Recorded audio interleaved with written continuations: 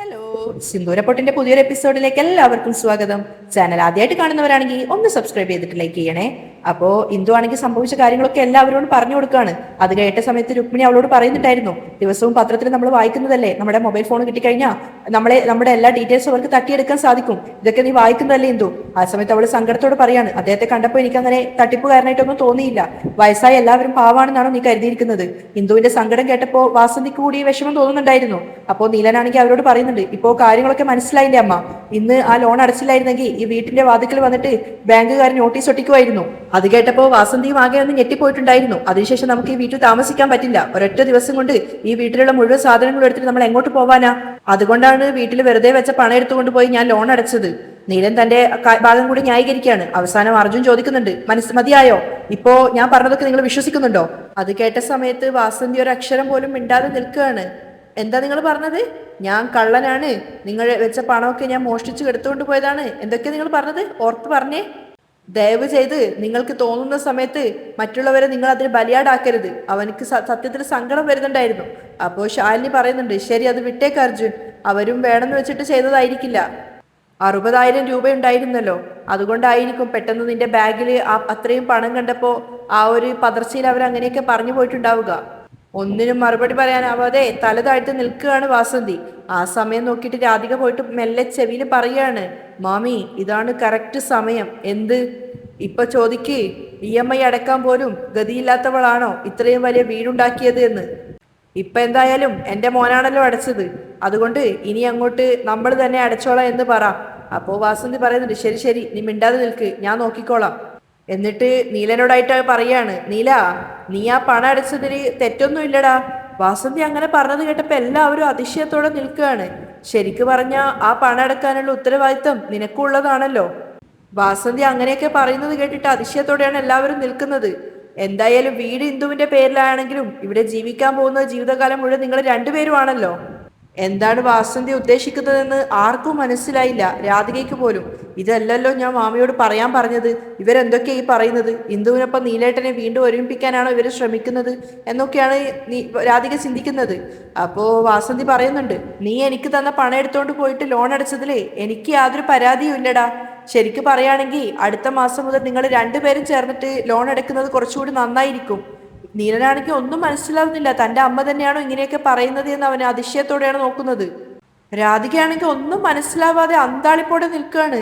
ഇതെന്താ മാമി ഇങ്ങനെയൊക്കെ സംസാരിക്കുന്നത് എന്ന് കരുതിയിട്ട്. അതുമാത്രമല്ല, വാസന്തി കുറച്ചൊരു സ്നേഹത്തോടു കൂടിയാണ് സംസാരിക്കുന്നത്. അതുമാത്രമല്ല നീല, ഇപ്പൊ തന്നെ ഇന്ദുവിന്റെ കയ്യിലുള്ള പണം പോയത് വലിയ വിഷമമുണ്ടാക്കിയ കാര്യമാണെങ്കിലും എന്തോ ഭാഗ്യത്തിന് തലയ്ക്ക് വന്നത് ഇങ്ങനെയൊക്കെ പോയി എന്ന് വിചാരിച്ച് സമാധാനിക്കണം.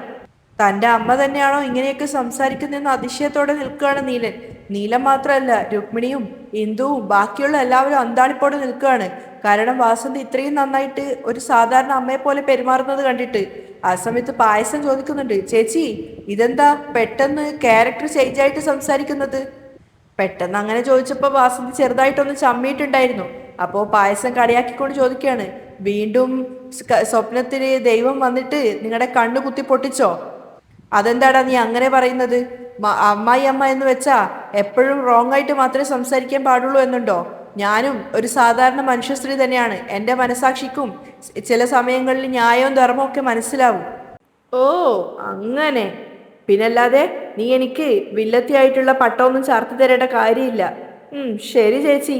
പായസവും തോറ്റുകൊണ്ട് നിൽക്കുകയാണ്. രാധികയാണെങ്കിൽ ശരിക്കും ദേഷ്യത്തോടെയും ഞെട്ടലോടെയാണ് നിൽക്കുന്നത്. എത്ര പെട്ടെന്നാണ് തൻ്റെ മാമി മറുകണ്ണ് ചാടിയതെന്ന് കരുതിയിട്ട്.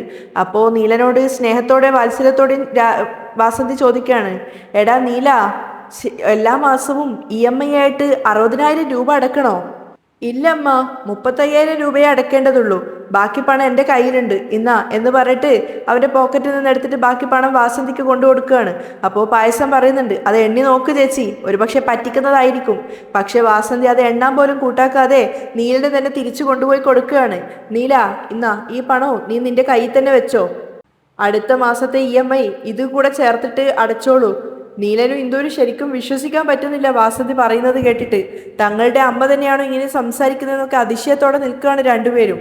ആ സമയത്താണ് AC വീണ്ടും അങ്ങോട്ടേക്ക് വരുന്നത്. അമ്മ, നിങ്ങളുടെ പ്രശ്നമൊക്കെ പറഞ്ഞ് സോൾവ് ആക്കി കഴിഞ്ഞോ? AC പണം തരുന്നുണ്ടോ? അതോ ഞങ്ങൾ AC എടുത്തിട്ട് പോവണോ? അപ്പോൾ രാധിക ചെറുതായിട്ട് ദേഷ്യത്തോടെ പിറുവിറുക്കാണ്. ഇനി എവിടുന്ന് പണം എടുത്തു തരാനാണ്? നിങ്ങളുടെ AC എടുത്തിട്ട് പോവാൻ നോക്ക്.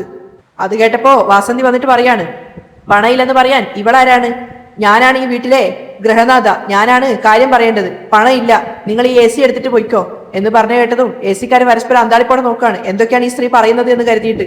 ഇവർക്കൊക്കെ AC കൊണ്ടു കൊടുത്ത നമ്മളെ പറഞ്ഞാൽ മതി, വാടാ എന്നും പറഞ്ഞിട്ട് അവർ രണ്ടുപേരും AC എടുത്തിട്ട് പോവാണ്. അപ്പോ നീലൻ അമ്മയോട് ചോദിക്കുന്നുണ്ട്, അമ്മ ഇതെന്തിനാ ഇപ്പോ AC ഒക്കെ?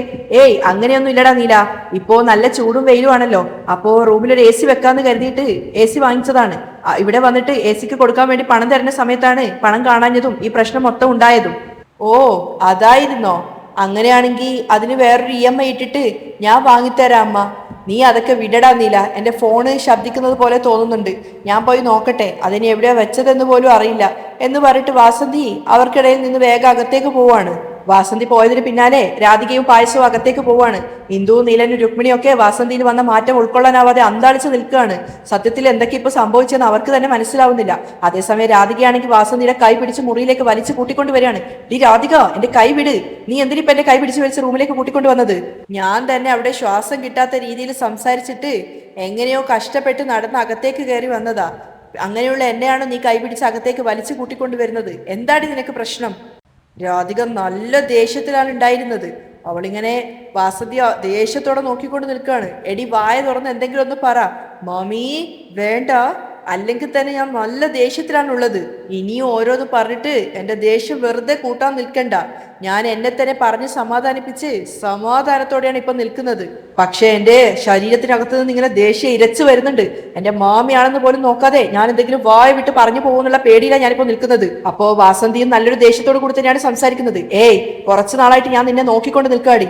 എന്താടി വന്ന് നീ ഇപ്പോ മാമിയാണെന്നൊന്നും നോക്കാതെ വായി തോന്നുന്നതൊക്കെ വിളിച്ചു പറയുവാണല്ലോ. വയസ്സിന് മൂത്തയാളാണെന്നുള്ള ഒരു ബഹുമാനം പോലും തരാതെയല്ല നീ ഇപ്പൊ എന്നോട് സംസാരിക്കുന്നത്. ഇന്ദുവിന് എന്നോടുള്ള മര്യാദയും ബഹുമാനവും പോലും നിനക്ക് എന്നോടില്ലടി. ആ കണ്ടില്ലേ, ഇത് തന്നെയാണ് ഞാൻ പറയാൻ വന്നത്. എന്ത് പറഞ്ഞാലും ഇന്ദു ഇന്ദു ഇന്ദു. വെറുതെ വായ കൊണ്ട് എന്നോട് ഇടയ്ക്കിടയ്ക്കേ പറഞ്ഞുകൊണ്ടിരിക്കും, നീയാണ് എൻ്റെ മരുമകള്, നീയാണ് എൻ്റെ മരുമകളെന്ന്. പക്ഷേ ഹൃദയത്തിൽ നിന്ന് നിങ്ങൾ എപ്പോഴും ഇന്ദുവിനെയാണ് നിങ്ങളുടെ മരുമകളായിട്ട് കാണുന്നത്. ചുമ്മാ വായ് വിട്ട സംസാരമായിട്ട് ഞാനാണ് നിങ്ങളുടെ മരുമകൾ എന്ന് പറഞ്ഞിട്ട് എന്നെ തലയെ കൊണ്ട് നടന്നിട്ട് ശരിക്കും നിങ്ങൾ തലയെ കൊണ്ട് നടക്കുന്നത് നിങ്ങളുടെ ഇന്ദുവിനെയല്ലേ? നിങ്ങളുടെ മനസ്സിപ്പോ വല്ലാതെ മാറിപ്പോയി. ഈ വീടും അവളുടെ സമ്പാദ്യവും ഒക്കെ കണ്ടപ്പോ നിങ്ങളുടെ മനസ്സ് നന്നായിട്ട് മാറി മാമി. ഇത്ര നാളായിട്ടും എൻ്റെ അച്ഛൻ എന്നെ വേണ്ട എന്ന് പറഞ്ഞിട്ട് പോയിട്ടും ഞാൻ നിങ്ങളെ വിശ്വസിച്ചിട്ടല്ലേ ഈ വീട്ടിൽ താമസിക്കുന്നത്. രാധിക പറയുന്നതൊക്കെ ക്ഷമയോടെ കേട്ടുകൊണ്ട് നിൽക്കുകയാണ് വാസന്തി. മറുത്തൊന്നും പറയുന്നില്ല. പക്ഷേ നിങ്ങൾ എനിക്ക് ഉപകാരപ്പെടുന്ന എന്തെങ്കിലും ഒരു കാര്യം ചെയ്യുന്നുണ്ടോ? നീ എന്തൊക്കെയാണ് രാധി ഈ പറയുന്നത്? നിങ്ങൾ തന്നെ എന്റെ സംശയമൊക്കെ ശരിയാണെന്നുള്ള രീതിയിലാണ് ഓരോ തവണയും നിങ്ങൾ പെരുമാറിക്കൊണ്ടേയിരിക്കുന്നത്. അതിനു മാത്രം ഞാൻ എന്താണ് ചെയ്തത്? നീ തന്നെ പറ. ഓ എങ്കിൽ ഞാൻ പറയട്ടെ. ഇന്നത്തെ കാര്യം മാത്രം ഞാൻ പറഞ്ഞു തരാം. ഓട്ടോയിൽ ഏതോ ഒരാൾ കയറി അവളുടെ പണം നഷ്ടപ്പെട്ടു, പണം മോഷ്ടിച്ചു കൊണ്ടുപോയി. നമ്മൾ സീരിയലിലൊക്കെ ഇങ്ങനെയൊക്കെ കണ്ടിട്ടുള്ളൂ. EMI അടച്ചിട്ടില്ലെങ്കിൽ വീട്ടിൽ ബാങ്കുകാർ വരും, നോട്ടീസ് ഒട്ടിക്കും, വീട്ടിൽ നിന്ന് ജപ്തി വാങ്ങിയിട്ട് ഇറങ്ങിപ്പോവേണ്ടി വരും. ഇങ്ങനെയൊക്കെ പ്രശ്നങ്ങൾ ഒരു ഭാഗത്ത് നിൽക്കെ തന്നെ നിങ്ങളുടെ മകനാണെങ്കിൽ ജീവിതത്തിൽ ആദ്യമായിട്ട് നിങ്ങൾ അറിയാതെ നിങ്ങളുടെ പണം മോഷ്ടിച്ചിട്ട് വീടിന്റെ ലോൺ അടച്ചിട്ട് വന്ന് നിൽക്കുകയാണ്. ഇങ്ങനെയൊക്കെ പ്രശ്നങ്ങൾ നടന്നുകൊണ്ടിരിക്കുകയാണ്. ഇത് തന്നെയാണ് പറ്റിയ അവസരം എന്ന് കരുതിയിട്ട് നിങ്ങൾ ഈ പ്രശ്നം വഷളാക്കാനല്ല നോക്കിയത്. സത്യമായിട്ട് പറയാം മാമി വെറും വേസ്റ്റ് ആണ്. എനിക്ക് മാമിയെ പിടിക്കുന്നേ ഇല്ല. മാമിയെ കൊണ്ട് ഒന്നും ചെയ്യാൻ സാധിക്കില്ല. രാധിക പറഞ്ഞു തീർത്തതും വാസന്തി അവളുടെ കരണക്കുറ്റിക്ക് നോക്കി ഒന്ന് പൊട്ടിച്ചു കൊടുക്കുകയാണ്. രാധിക ശരിക്കും അന്താളിച്ച് കൈ കവിളുടെ മുകളിൽ വെച്ചുകൊണ്ട് പേടിച്ച് മാമിയെ നോക്കുന്ന സമയത്ത് വാസന്തി ദേഷ്യത്തോടെ പറയാണ്, എന്താടി, എന്റെ സഹോദരന്റെ മകളല്ലേ, പാവല്ലേ, ഞാൻ വളർത്തിയതല്ലേ, പറയുന്നത് പറഞ്ഞിട്ട് അവളുടെ വിഷമം തീർത്തോട്ടെ എന്ന് കരുതിയിട്ട് വിട്ടപ്പോ വായിൽ വന്ന് നീ എന്തൊക്കെയാ വിളിച്ചു പറയുന്നത്? നിന്നെ വെച്ച് നോക്കുമ്പോ ആ ഇന്ദുവാണ് ഏറ്റവും നല്ലത്. എന്തൊക്കെ ഞാൻ അവളെ ദ്രോഹിച്ചാലും വാക്കുകൾ കൊണ്ട് അവളെ ഞാൻ മുറിവേൽപ്പിച്ചാലും എന്നെ എതിർത്തിട്ട് അവൾ ഒരു വാക്ക് പോലും എന്നോട് മോശമായിട്ട് ഇതുവരെ സംസാരിച്ചിട്ടില്ല. രാധിക പേടിയോടെ കൈ കവിളിൽ വെച്ചിട്ട് മാമിയെ നോക്കിക്കൊണ്ട് നിൽക്കുകയാണ്. നീ എന്തൊക്കെയാ എന്റെ മുഖത്തേക്ക് നോക്കി വിളിച്ചു പറയുന്നത്? വേസ്റ്റ്, ആവശ്യമില്ലാത്ത വസ്തു, ഒന്നുകൂടെ വെച്ചു തന്നാലുണ്ടല്ലോ എന്ന് പറഞ്ഞിട്ട് കയ്യോങ്ങുവാണ്. രാധിക പേടിച്ച് പിന്നോട്ടേക്ക് മാറുന്നുണ്ട്. ഇനിയും ഇതുപോലെ ഒന്ന് തന്നെന്ന് വെക്ക്, നിന്റെ പല്ല് തെറിച്ച് താഴെ വീഴും. ആദ്യം മൂത്തവരുടെ വയസ്സിനും അവരുടെ അറിവിനും ബഹുമാനം കൊടുത്തു പഠിക്ക്. വായി തോന്നിയത് വിളിച്ചു പറയാണ്. മേലാൽ ഇങ്ങനെ വിളിച്ചു പറഞ്ഞാലുണ്ടല്ലോ എന്നും പറഞ്ഞിട്ട് വാസന്തി ദേഷ്യത്തോടെ പോവാണ്. അപ്പൊ രാധിക സങ്കടത്തോടെ ഒറ്റയ്ക്ക് പറയുന്നുണ്ടായിരുന്നു, ഓ, വഴിന്ന് വരുന്നവരും പോകുന്നവരൊക്കെ എന്നെ അടിച്ചുകൊണ്ടിരിക്കുകയാണ്. അന്നാ ഇന്ദു എന്നെ അടിച്ചു. ഇന്ന് ആ ഇന്ദുവിനെ സപ്പോർട്ട് ചെയ്തിട്ട് നിങ്ങളും എന്നെ അടിച്ചു അല്ലേ?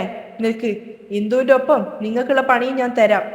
രാവിലെ സംഭവിച്ച കാര്യങ്ങൾ തന്നെ ആലോചിച്ച് ടെൻഷൻ അടിച്ചിരിക്കുകയാണ് അർജുൻ. ആ സമയത്ത് അങ്ങോട്ടേക്ക് വന്നിട്ട് ശാലിനി അവനെ ആശ്വസിപ്പിക്കുകയാണ്. ഡാ അർജുൻ, നീ അത് വിട്ടേക്ക്, അത് തന്നെ ചിന്തിച്ചുകൊണ്ട് നിൽക്കണ്ട, എന്നാ നീ വെള്ളം കുടിക്ക് എന്ന് പറഞ്ഞിട്ട് ഒരു ഗ്ലാസ്സിലെ വെള്ളം അവന് കൊടുത്ത സമയത്ത് അവൻ ദേഷ്യത്തോടെ അത് തട്ടി മറിക്കുകയാണ്. അപ്പോ അവളും ആകെ അമ്പരന്ന് പോയി. അപ്പോഴേക്ക് ശബ്ദം കേട്ടിട്ട് രുക്മിണിയും രാജേശ്വരി അകത്തു നിന്ന് പുറത്തേക്ക് വന്നിട്ടുണ്ടായിരുന്നു. എന്താണ് അർജുൻ, എന്താ നിനക്ക് ഇത്രമാത്രം ദേഷ്യം? രുക്മിണി അവനോട് വന്നപ്പോ തന്നെ ചോദിക്കുകയാണ്. നിങ്ങൾക്കൊക്കെ എന്താ പ്രശ്നം?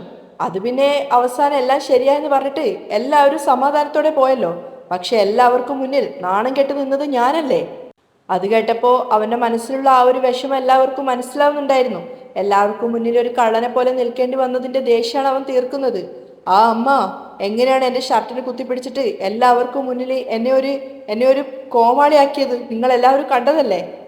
ഞാനൊരു കള്ളനെ പോലെയല്ലേ അവർക്കൊപ്പം നടന്നുപോയത്. എന്നിട്ട് രുക്മിണിയെയും രാജേശ്വരിയൊക്കെ നോക്കിക്കൊണ്ട് അവൻ പറയാണ്, എല്ലാവരും അത് നോക്കിക്കൊണ്ട് മിണ്ടാതെ നിന്നില്ലേ? അതിനൊന്നും അവർക്ക് മറുപടി ഇല്ലായിരുന്നു. അപ്പൊ ശാലിനി പറയുന്നുണ്ട്, ഡാ അർജുൻ, എന്തോ അത് പറഞ്ഞല്ലോ, അറിയാതെ സംഭവിച്ചു പോയതായിരിക്കുമെന്ന്. നീലേട്ടൻ വന്നിട്ട് നടന്ന കാര്യങ്ങളൊക്കെ എല്ലാവർക്കും മുന്നിൽ പറഞ്ഞപ്പോ എല്ലാ സത്യങ്ങളും എല്ലാവർക്കും മനസ്സിലായില്ലേ? ഇനി ഇനി എന്താ ചെയ്യേണ്ടത്? അത് പറഞ്ഞു തീർന്നതും ദേഷ്യത്തോടെ അവൻ പൊട്ടിത്തെറിക്കുകയാണ്. ഈ വീട് നമുക്ക് വേണ്ട. എന്നിട്ട് രുക്മിണിയോടും രാജേശ്വരിയോടും ഒക്കെ ആയിട്ട് പറയുന്നുണ്ട്, എന്ന് മുതൽ ഈ വീട് നമ്മുടേതല്ല, ഈ വീടിന്റെ മേൽ പ്രശ്നം വന്നോ അന്ന് മുതൽ നമുക്ക് ഈ വീട് വേണ്ട, പുറത്ത് മറ്റൊരു വീടെടുക്കാന്ന് ഞാൻ എല്ലാവരോടും 100 തവണ പറഞ്ഞതല്ലേ? പക്ഷെ ആരെങ്കിലും കേട്ടോ? ഈ വീട്ടിൽ വന്നതിന് ശേഷം ഒന്നും ശരിയല്ല. ഇതിപ്പോ നമ്മുടെ വീട് പോലെയാണ് ഉള്ളത്. ഒരു ബാത്റൂമിൽ പോകാൻ പോലും സ്വാതന്ത്ര്യം ഇല്ലമ്മ. അവൻ സങ്കടത്തോടെ പറഞ്ഞിട്ട് രുക്മിണിയെ നോക്കിയ സമയത്ത് അവര് തിരിച്ചു ചോദിക്കുകയാണ്, ഈ വീട് വേണ്ടാന്ന് വെച്ചിട്ട് വേറെ എങ്ങോട്ട് പോകാനാ നീ ഉദ്ദേശിക്കുന്നത്? ഇത് നിന്റെ അമ്മയുടെ പേരിൽ കൂടിയുള്ള വീടാണ്, ഇതെന്റെ അവകാശമാണ്. ഈ വീട് വിട്ടിട്ട് ഞാൻ എങ്ങോട്ടും വരില്ല, നിങ്ങളും എങ്ങോട്ടും പോവേണ്ടതില്ല. അല്ല, ശരിക്കു പറഞ്ഞു കഴിഞ്ഞാൽ നേരത്തെ പ്രശ്നം അവരുടെ പ്രശ്നം മാത്രമല്ല, നീയും കൂടെ ചേർന്നിട്ടുണ്ടാക്കിയ പ്രശ്നമാണ്. ഞാനെന്ത് പ്രശ്നം ഉണ്ടാക്കിയെന്നാണ് അമ്മ പറയുന്നത്? അതെ, നീ തന്നെ. നിന്റെ ബാഗില് അത്രയും പണം എങ്ങനെ വന്നതാടാ? അമ്മ വീണ്ടും അതേക്കുറിച്ച് ചോദിക്കുമെന്ന് അർജുൻ ചിന്തിച്ചിട്ടുണ്ടായിരുന്നില്ല. അപ്പോ രുക്മിണി വീണ്ടും ചോദിക്കുകയാണ്, നിന്റെ കയ്യില് അത്രയധികം പണം വരേണ്ട കാര്യം എന്താ? അത് ശരിയാണെന്നുള്ള മട്ടിൽ രാജേശ്വരിയും തലകുലുക്കുന്നുണ്ട്. നിന്റെ ബാഗ് അവരെടുത്ത് കുടഞ്ഞ സമയത്ത് നിന്റെ ബാഗിൽ നിന്ന് അത്രയും പണം താഴേക്ക് വീണിട്ടില്ലായിരുന്നെങ്കിൽ ഇത്രയും പ്രശ്നം ഉണ്ടാവുമായിരുന്നില്ല. നിന്റെ ബാഗിൽ എങ്ങനെയാടാ ഇത്രയധികം പണം വന്നത്? എന്റെ മകൻ ഒരിക്കലും ആ പണം എടുത്തിട്ടുണ്ടാവില്ലെന്നും നിന്റെ ബാഗ് കുടഞ്ഞു കഴിഞ്ഞാൽ അവർക്ക് ആ പണം കിട്ടില്ലെന്നും ദൈവത്തെ പിടിച്ച് സത്യം ചെയ്തതൊഴിച്ച് ബാക്കി എല്ലാം പറഞ്ഞ് ഞാൻ അവർക്ക് മുമ്പിൽ വീമ്പ് പറഞ്ഞു നിന്നതായിരുന്നു. പക്ഷെ ആ സമയത്ത് നിന്റെ ബാഗിൽ നിന്നും ആ പണം വീണപ്പോ സത്യം പറഞ്ഞ എന്റെ ഹൃദയം തകർന്നു പോകുന്നത് പോലെയാണ് എനിക്ക് തോന്നിയത്. കൃത്യസമയത്ത് നീലകണ്ഠം വന്നതുകൊണ്ട് രക്ഷപ്പെട്ടു. അല്ലായിരുന്നെങ്കിൽ വാസന്തി അമ്മ പോലീസിനെ ഫോൺ ചെയ്ത് വിളിച്ചു വരുത്തിയിരുന്നെങ്കിൽ എന്തൊക്കെ സംഭവിക്കുമായിരുന്നു എനിക്കൊന്നും അറിയില്ല എന്നൊക്കെ പറഞ്ഞിട്ട് അവർ തലയിൽ കൈവെക്കുകയാണ്. അതിനൊന്നും മറുപടി ഇല്ലായിരുന്നു അർജുന്. ശരി, അതവിടെ നിൽക്കട്ടെ. ശരിക്ക് പറഞ്ഞു കഴിഞ്ഞാൽ നിനക്ക് എവിടുന്ന് ഇത്രയധികം പണം? വീണ്ടും അമ്മ അതേ ചോദ്യം ചോദിച്ചപ്പോ അർജുൻ മറുപടി പറയാനാവാതെ പതറിക്കൊണ്ട് നിൽക്കുകയാണ്. രാജേശ്വരിയും പറയുന്നുണ്ട്, അർജുൻ, നിന്നോട് അമ്മ ചോദിക്കുന്നത് കേൾക്കുന്നില്ലേ? പറ, നിനക്ക് എവിടുന്ന് ഇത്രയധികം പണം? അവിടെ വെച്ച് തന്നെ നിനക്ക് നല്ല 4 എണ്ണം പൊട്ടിച്ചു തരണമെന്ന് കരുതിയതാണ്. വായ തുറന്ന് പറയടാ, ആരുടെ പണാണ്? ഇത്തവണ രാജേശ്വരിക്ക് നല്ല ദേഷ്യം ഉണ്ടായിരുന്നു. അപ്പോ ചെറുതായിട്ടൊരു പേടിയോടെ എന്നൊക്കെ പോലെയാണ് അർജുൻ സംസാരിക്കുന്നത്. അതാണ് ഞാൻ എൻ്റെ കൂട്ടുകാരന്റെ പണാണെന്ന് പറഞ്ഞതല്ലേ? ശരി, എങ്കിൽ ഞാൻ ചോദിക്കട്ടെ, എന്തിനാ അവൻ നിനക്ക് ഇത്രയധികം പണം തന്നത്? അല്ല, അവൻ എന്തിനാ ഇത്രയധികം പണത്തിന്റെ ആവശ്യം? അത് പിന്നെ അവന് കോളേജിന്റെ ഫീസ് അടക്കാൻ വേണ്ടി. അർജുൻ, വെറുതെ കള്ളത്തിന് മേൽ കള്ളം പറയാതെ. രുക്മിണിക്ക് ദേഷ്യം വരുന്നുണ്ടായിരുന്നു. ഈ വർഷത്തെ ഫീസ് അടക്കാന് കഴിഞ്ഞ മാസമാണ് അവസാന തീയതി എന്ന് പറഞ്ഞിട്ട് നീ എന്റെ കയ്യിൽ നിന്ന് പണം വാങ്ങിയിട്ട് പോയതല്ലേടാ? അതിന് മറുപടി ഇല്ലാതെ അർജുൻ നിൽക്കുകയാണ്. അപ്പൊ പിന്നെ നിന്നോട് പറഞ്ഞ അതേ തീയതി തന്നെ ആയിരിക്കില്ലേ അവനോടും പറഞ്ഞിട്ടുണ്ടാവുക? അല്ലെങ്കിൽ പിന്നെ അവന് മാത്രം തീയതി മാറ്റിയിട്ട് ഈ മാസം വെച്ചതാണോ?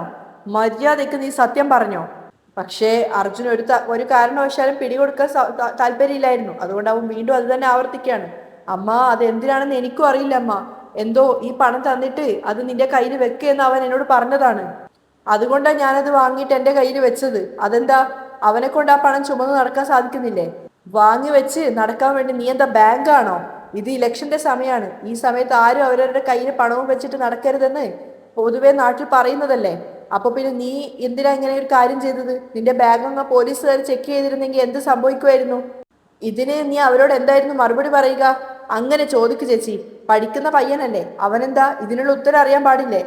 അമ്മ, ഞാൻ അതിനെക്കുറിച്ചൊന്നും ചിന്തിച്ചില്ല അമ്മ. നീ നിന്റെ അടുത്ത് വെക്ക്, നാളെ രാവിലെ ഞാൻ വാങ്ങിച്ചോളാം എന്ന് പറഞ്ഞപ്പോൾ ഞാൻ എൻ്റെ ബാഗിൽ വാങ്ങിച്ചു വെച്ചതാണ്. ആ സമയത്ത് രുക്മിണിയുടെ മനസ്സിൽ വന്നത് മുൻപ് അർജുന്റെ ഷർട്ടിൽ നിന്നും രക്തക്കറ കണ്ടുപിടിച്ചതും അന്ന് അവനത് വലിയ പ്രശ്നമാക്കിയിട്ട് ഒഴിവാക്കിയതും പിന്നീട് ഇന്നിപ്പോ ബാഗ് തുറന്ന സമയത്ത് ബാഗിൽ നിന്ന് ഇത്രയധികം പണം താഴെ വീണതും. അപ്പൊ അവരുടെ മനസ്സൊക്കെ ആകെ ആശയക്കുഴപ്പത്തിലായിരിക്കുകയാണ്. അവർ അർജുനെ നോക്കുന്ന സമയത്ത് തന്നെ അവന്റെ മുഖത്തൊരു കള്ളഭാവം ഉണ്ടായിരുന്നു. ഡാ അർജുൻ, എനിക്കെന്തോ നീ പറയുന്നതൊന്നും വിശ്വസിക്കാൻ പറ്റുന്നില്ലടാ, അവര് സങ്കടത്തോടെ പറയുകയാണ്. അപ്പൊ അർജുനാണെങ്കിൽ വീണ്ടും അഭിനയിച്ചുകൊണ്ട് പറയുന്നുണ്ട്, അമ്മാ, വീട്ടിൽ ഇനി ഒരേ ഒരു ആൺതരിയായിട്ട് നീ മാത്രമേ ഉള്ളൂടാ. ഇനി ജീവിതത്തിൽ എന്തെങ്കിലും തെറ്റ് ചെയ്തിട്ട് അമ്മയ്ക്ക് കൊള്ളി വെക്കാൻ ആരും ഇല്ലാതെ ആക്കല്ലടാ എന്നും പറഞ്ഞിട്ട് അവർ പൊട്ടിക്കരയാണ്. അപ്പൊ അർജുനാണെങ്കിൽ അവനൊന്നും ചെയ്തിട്ടില്ലാത്തതുപോലെ വീണ്ടും അത് തന്നെ പറയാണ്, അമ്മാ, ഞാൻ അമ്മയുടെ മകനാണ് അമ്മ, ഞാൻ ഒരു തെറ്റും ചെയ്യില്ല, ഞാൻ അമ്മയുടെ കൂടെ തന്നെ എന്നും ഉണ്ടാവും, അമ്മ ദയവ് ചെയ്ത് എന്നെ ഒന്ന് വിശ്വസിക്കമ്മ. കൂടുതൽ നേരം അവർക്ക് അടുത്ത് നിൽക്കാതെ അർജുൻ വേഗം കയറി അകത്തേക്ക് പോവാണ്. ആ സമയത്ത് കരഞ്ഞോട് നിൽക്കുന്ന രുക്മിണിയോട് ശാലിനി പറയുന്നുണ്ട്, അമ്മ, എനിക്കും എന്തോ അമ്മ പറയുന്നത് തന്നെയാണ് ശരിയെന്നാണ് അമ്മ തോന്നുന്നത്. അത് മാത്രമല്ല, അവന്റെ നോട്ടവും അത്ര ശരിയല്ല. അപ്പോ രാജിയും ശാലിനിയോട് പറയാണ്, ശാലിനി, നീ എന്തായാലും വക്കീൽ ഭാഗം പഠിച്ച പെണ്ണല്ലേ, എന്തായാലും നീ അവന്റെ മേലൊരു കണ്ണ് വെക്കണം. ശരി ചെറിയമ്മേ. രുക്മിണി ശരിക്കും വല്ലാത്തൊരു വിഷമത്തിലാണ് ഉണ്ടായിരുന്നത്. അവര് ഹാളിൽ തനിച്ചിരുന്ന് കരഞ്ഞുകൊണ്ടിരിക്കുമ്പോ ഇന്ദു ആണെങ്കിൽ മുറിയിൽ നിന്ന് പുറത്തിറങ്ങിയിട്ട് വന്നിട്ട് ഇങ്ങനെ ചുറ്റിലും നോക്കിക്കൊണ്ട് വിളിക്കുന്നുണ്ട്, അമ്മാ, അമ്മ. പക്ഷേ അവരെവിടെയും കാണുന്നില്ല. ഇതെന്താ അമ്മ ഭക്ഷണമൊന്നും കഴിക്കാതെ ഇത് എവിടെ പോയതാ? പുറത്തേക്ക് എങ്ങോട്ടെങ്കിലും പോകുന്നുണ്ടെങ്കിൽ പറയാതെ പോവില്ലല്ലോ. അവള് വീണ്ടും വീണ്ടും രുക്മിണിയെ അമ്മ അമ്മ എന്ന് വിളിച്ചുകൊണ്ട് അവിടെയൊക്കെ തെരഞ്ഞു നടക്കുന്നുണ്ടായിരുന്നു. അവസാനം ഹാളിലെത്തിയപ്പോൾ രുക്മിണി അവിടെ സോഫയിൽ ഇരിക്കുന്നതായിട്ട് അവൾ കാണുകയാണ്. ആ സമയത്ത് അവളാണെങ്കിൽ രുക്മിണിയെ അടുത്ത് നിന്നിട്ട് വിളിക്കുന്നുണ്ടായിരുന്നു, അമ്മ അമ്മ. പക്ഷെ അതൊന്നും രുക്മിണി കേൾക്കുന്നത് പോലുമില്ല. അവര് ശരിക്കും മറ്റൊരു ലോകത്താണെന്ന് ഇന്ദുവിന് തന്നെ മനസ്സിലായി.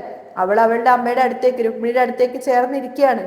എന്നിട്ട് വീണ്ടും അമ്മ എന്ന് വിളിക്കുമ്പോഴും രുക്മിണി കേൾക്കുന്നില്ല. അവസാനം അവരെ തൊട്ടുകൊണ്ട് അവള് അമ്മ എന്ന് വിളിച്ചപ്പോൾ ഞെട്ടിക്കൊണ്ടാണ് രുക്മിണി തിരിഞ്ഞിട്ട് ഇന്ദുവിനെ നോക്കുന്നത്. അവിടെയാണ് ഇന്നത്തെ എപ്പിസോഡ് വൈൻഡപ്പ് ചെയ്യുന്നത്.